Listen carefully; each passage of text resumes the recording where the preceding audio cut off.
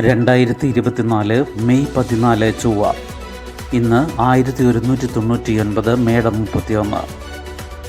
വാർത്തകൾ വായിക്കുന്നത് ജി രവി. പൊതു തെരഞ്ഞെടുപ്പ് 4ാം ഘട്ടത്തിലും പോളിംഗ് കുറവ്.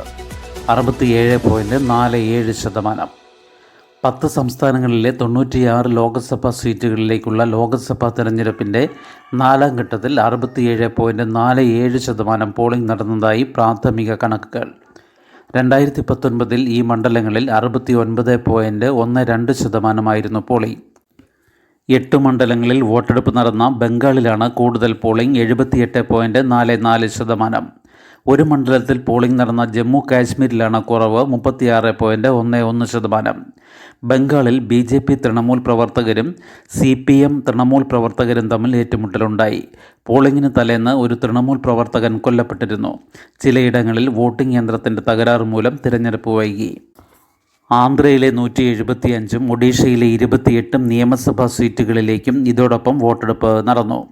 ലോക്സഭയിലേക്ക് ആന്ധ്ര 25, ഉത്തർപ്രദേശ് 13, ബീഹാർ 5, ജാർഖണ്ഡ് 4, മധ്യപ്രദേശ് 8, മഹാരാഷ്ട്ര 11, ഒഡീഷ 4, ബംഗാൾ 8, ജമ്മു കാശ്മീർ 1 എന്നിവിടങ്ങളിലായിരുന്നു ഇന്നലെ തെരഞ്ഞെടുപ്പ്.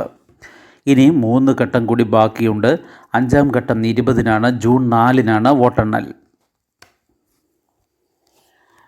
ഇസ്രായേൽ ആക്രമണം. ജബാലിയയിലും റഫയിലും ഒരേ സമയം രൂക്ഷയുദ്ധം. റഫയിൽ നിന്ന് ലക്ഷങ്ങളുടെ പലായനം. റഫയിലെ ആശുപത്രി ഒഴിപ്പിക്കാൻ ഇസ്രായേൽ സൈന്യം. മാസങ്ങൾക്ക് മുൻപ് ഹമാസിനെ തുറച്ചു നീക്കിയെന്ന് അവകാശപ്പെട്ട വടക്കൻ ഗസയിലെ ജബാലിയയിലും തെക്കൻ ഗാസയിലെ റഫയിലും ഒരേ സമയം ഇസ്രായേൽ സൈന്യം ആക്രമണം ശക്തമാക്കി. കിഴക്കൻ റഫയിലെ തെരുവിലും ജബാലിയയിലും ഇസ്രായേൽ സൈന്യവുമായി രൂക്ഷമായ ഏറ്റുമുട്ടൽ നടക്കുന്നതായി ഹമാസും സ്ഥിരീകരിച്ചു. റഫയിലെ കുവൈത്ത് ആശുപത്രി ഒഴിപ്പിക്കാൻ ഇസ്രായേൽ നിർദ്ദേശം നൽകി. തെക്കും വടക്കും മേഖലകളിൽ പലസ്തീൻകാർ വീണ്ടും പലായനം തുടങ്ങി. റഫയിൽ നിന്ന് 3.60 ലക്ഷം പലസ്തീൻകാർ ഖാൻ യൂനിസ് മേഖലയിലേക്ക് പലായനം ചെയ്തെന്നാണ് UN റിപ്പോർട്ട്. ആരോഗ്യ പരിപാലനം പരിതാപകരമാണെന്നും സഹായ വിതരണം അസാധ്യമാക്കുന്ന സാഹചര്യമാണുള്ളതെന്നും വിവിധ സന്നദ്ധ സംഘടനകളും വ്യക്തമാക്കി. ഇസ്രായേൽ ആക്രമണങ്ങളിൽ ഇതുവരെ 35,091 പലസ്തീൻകാർ കൊല്ലപ്പെട്ടു. 75,827 പേർക്ക് പരിക്കേറ്റു. 24 മണിക്കൂറിനിടെ 57 പേരാണ് കൊല്ലപ്പെട്ടത്. 5 മാസം മുൻപാണ് വടക്കൻ ഗാസയിലെ ദൗത്യം പൂർത്തിയാക്കി ഇസ്രായേൽ സൈന്യം പിന്മാറിയത്. ഇവിടേക്ക് വീണ്ടും തിരിച്ചെത്തിയ സൈന്യം ജബാലിയ അഭയാർത്ഥി ക്യാമ്പിനെ ലക്ഷ്യമാക്കി പകൽ ഷെല്ലാക്രമണവും രാത്രി ബോംബിങ്ങും ശക്തമായി തുടരുകയാണ്. വടക്കൻ ഗാസയിലേക്കുള്ള പ്രധാന ഹൈവേയും അടച്ചു. അതിനിടെ നെതർലാൻഡ്സിലെ സർവകലാശാലകളിലും പലസ്തീൻ അനുകൂല പ്രക്ഷോഭം ശക്തമായി. അമേരിക്കയിലെ വിവിധ സർവകലാശാലകളിൽ വിദ്യാർത്ഥികൾ കുടിൽ കെട്ടി സമരം ആരംഭിച്ചു. ഗാസയിൽ വംശഹത്യ നടത്തിയെന്നാരോപിച്ച് ഇസ്രായേലിനെതിരെ ദക്ഷിണാഫ്രിക്ക രാജ്യാന്തര കോടതിയിൽ നൽകിയ കേസിലും ഈജിപ്ത് കക്ഷി ചേർന്നു. നേപ്പാൾ കറൻസിയിൽ ഇന്ത്യയുടെ ഭാഗങ്ങൾ ഉൾപ്പെടുത്തിയ ഭൂപടം. ഇന്ത്യയുടെ ഭൂപ്രദേശങ്ങൾ ഉൾപ്പെടുത്തിയ ഭൂപടം വെച്ച് പുതിയ 100 രൂപ നോട്ട് അടിക്കാനുള്ള നേപ്പാൾ സർക്കാർ തീരുമാനത്തെ വിമർശിച്ചത് വിവാദമായതോടെ പ്രസിഡന്റ് രാംചന്ദ്ര പൗഡേലിൻ്റെ സാമ്പത്തിക കാര്യ ഉപദേശകൻ ചിരഞ്ജീവി രാജിവെച്ചു. കാലാപാനി, ലിലു ലേക്ക്, ലിംബിയാധുര എന്നീ ഇന്ത്യൻ പ്രദേശങ്ങൾ ഉൾപ്പെടുത്തിയ ഭൂപടം വെച്ച് പുതിയ 100 രൂപ നോട്ട് അടിക്കാനുള്ള തീരുമാനത്തിന് കഴിഞ്ഞയാഴ്ച ചേർന്ന മന്ത്രിസഭാ യോഗമാണ് അംഗീകാരം നൽകിയത്. ഈ നീക്കത്തോട് ഇന്ത്യ ശക്തമായ പ്രതിഷേധം അറിയിച്ചിരുന്നു. ചിരഞ്ജീവിയുടെ വിമർശനത്തിനെതിരെ വിവിധ നേതാക്കളും സംഘടനകളും രംഗത്ത് വന്നതോടെയാണ് രാജി നൽകിയത്. KP ശർമ്മ ഒലി സർക്കാരിൻ്റെ കാലത്താണ് 2020 മെയ്യിൽ ഇന്ത്യൻ പ്രദേശങ്ങൾ ഉൾപ്പെടുത്തി നേപ്പാൾ ഭൂപടം പരിഷ്കരിച്ചത്. ഇന്ത്യയുടെ പ്രതിഷേധം അവഗണിച്ച് ഔദ്യോഗിക രേഖകളിലെല്ലാം പുതിയ ഭൂപടം ഉപയോഗിക്കാനും ആരംഭിച്ചു.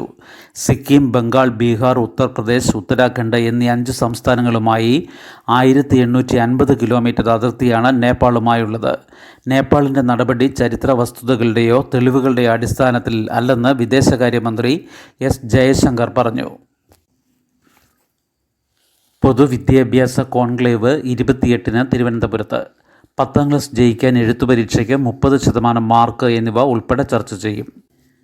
10ാം ക്ലാസ് ജയിക്കാൻ എഴുത്തുപരീക്ഷയ്ക്ക് 30% മാർക്ക് വേണമെന്നതുൾപ്പെടെയുള്ള പരിഷ്കാരങ്ങൾ ചർച്ച ചെയ്യാൻ പൊതുവിദ്യാഭ്യാസ വകുപ്പ് സംഘടിപ്പിക്കുന്ന കോൺക്ലേവ് 28-ന് തിരുവനന്തപുരത്ത് നടക്കും. വിദ്യാഭ്യാസ വിദഗ്ധർ, അധ്യാപക സംഘടനാ പ്രതിനിധികൾ, PTA പ്രതിനിധികൾ, വകുപ്പ് ഉദ്യോഗസ്ഥർ തുടങ്ങിയവരും പങ്കെടുക്കും. പുതിയ അധ്യയന വർഷത്തിന് തുടക്കം കുറിക്കുന്ന ജൂൺ 3-ന് സംസ്ഥാനതല പ്രവേശനോത്സവം Ernakulam Elamakkara government higher secondary സ്കൂളിൽ മുഖ്യമന്ത്രി പിണറായി വിജയൻ ഉദ്ഘാടനം ചെയ്യും.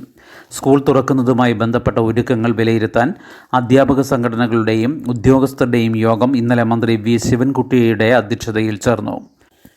പഠന നിലവാരം ഉയർത്തുന്ന പദ്ധതികൾക്കാണ് പുതിയ അധ്യയന വർഷം മുൻതൂക്കം നൽകുന്നതെന്ന് മന്ത്രി വ്യക്തമാക്കി. അവധിക്കാല അധ്യാപക പരിശീലനവും ഈ ലക്ഷ്യം മുൻനിർത്തിയാകും. സ്കൂളുകളിൽ ലഹരിവിരുദ്ധ പ്രവർത്തനങ്ങൾക്ക് വലിയ പ്രാധാന്യം നൽകണമെന്ന് മന്ത്രി നിർദ്ദേശിച്ചു.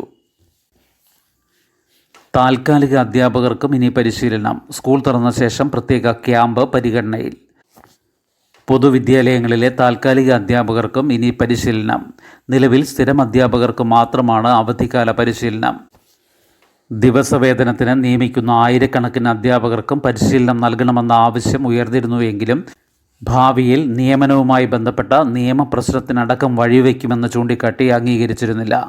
എന്നാൽ ഓരോ വർഷവും നിയമിതരാകുന്ന 10,000-ലേറെ താൽക്കാലിക അധ്യാപകർക്ക് പരിശീലനം നൽകാതിരുന്നാൽ അധ്യയന നിലവാരത്തെ ബാധിക്കുമെന്ന് വിലയിരുത്തിയാണ് ഇപ്പോൾ നിലപാട് മാറ്റുന്നതെന്ന് മന്ത്രി വി. ശിവൻകുട്ടി അറിയിച്ചു. ഇക്കാര്യത്തിൽ നിയമോപദേശവും തേടിയിരുന്നു. അധ്യയന വർഷം ആരംഭിച്ചതിനു ശേഷമേ പല സ്കൂളുകളിലും താൽക്കാലിക അധ്യാപക നിയമനങ്ങൾ പൂർത്തിയാകൂ. അതിനാൽ അവധിക്കാല അധ്യാപക പരിശീലനത്തിൽ അവരെ ഉൾപ്പെടുത്താനാകില്ല. താൽക്കാലിക അധ്യാപകർക്കായി പ്രത്യേക പരിശീലന ക്യാമ്പ് നടത്തുന്നതടക്കം പരിഗണിക്കുന്നുണ്ട്. പരസ്യ ബോർഡ് തകർന്നു വീണ് മുംബൈയിൽ 8 മരണം. വേനൽമഴയ്ക്കൊപ്പം ആഞ്ഞുവീശിയ പൊടിക്കാറ്റിൽ കൂറ്റൻ പരസ്യ ബോർഡ് തകർന്നു വീണ് 8 പേർ മരിച്ചു. 60 പേർക്ക് പരിക്കേറ്റു. ഘാട്കോപ്പറിലെ ചെഡൌൺ നഗറിൽ 100 അടി ഉയരത്തിൽ സ്ഥാപിച്ച ബോർഡ് പെട്രോൾ പമ്പിന് മുകളിലേക്ക് തകർന്നു വീണാണ് അപകടമുണ്ടായത്. ഇരുമ്പ് തൂണുകളുടെ അവശിഷ്ടങ്ങളിൽ നിന്ന് 67 പേരെ രക്ഷിച്ചു. 120 അടി വീതം നീളവും വീതിയുമുള്ളതാണ് തകർന്ന ഹോർഡിംഗ്. തൂണുകളടക്കം 250 ടൺ ഭാരമുണ്ടെന്നാണ് പ്രാഥമിക വിവരം. നിയമവിരുദ്ധമായി ബോർഡ് സ്ഥാപിച്ച പരസ്യ കമ്പനിക്കെതിരെ പോലീസ് കേസെടുത്തു. പടുകൂറ്റൻ ഹോർഡിംഗ് അപകട ഭീഷണി ഉയർത്തുന്നതായി ചൂണ്ടിക്കാട്ടി നേരത്തെ പരാതി നൽകിയിരുന്നതായി പ്രദേശവാസികൾ പറഞ്ഞു. എന്നാൽ നടപടികളുണ്ടായില്ല. ഇന്നലെ വൈകിട്ടുണ്ടായ പൊടിക്കാറ്റിൽ മുംബൈ വിമാനത്താവളത്തിൻ്റെ പ്രവർത്തനം 1 മണിക്കൂർ തടസ്സപ്പെട്ടു. 15 വിമാനങ്ങൾ വഴിതിരിച്ചുവിട്ടു.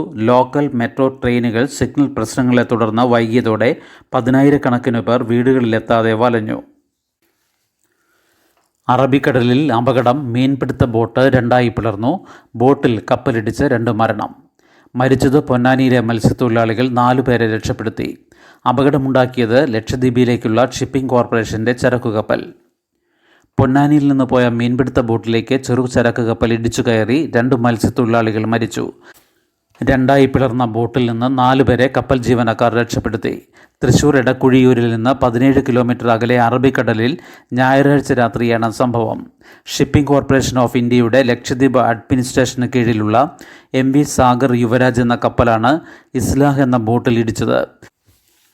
അപകടത്തിനിടയാക്കിയ കപ്പൽ കോസ്റ്റ് ഗാർഡ് കസ്റ്റഡിയിലെടുത്ത് കൊച്ചിയിലെത്തിച്ചു. അലക്ഷ്യമായി കപ്പൽ ഓടിച്ചതിനും ജീവഹാനി വരുത്തിയതിനും ജീവനക്കാർക്കെതിരെ ചാവക്കാട് മുനക്കക്കടവ് കോസ്റ്റൽ പോലീസ് കേസെടുത്തു. അപകടമുണ്ടായ സാഹചര്യം directorate general of shipping, marine mercantile department എന്നിവ വിശകലനം ചെയ്യും. ശുഭദിനം. നന്ദി.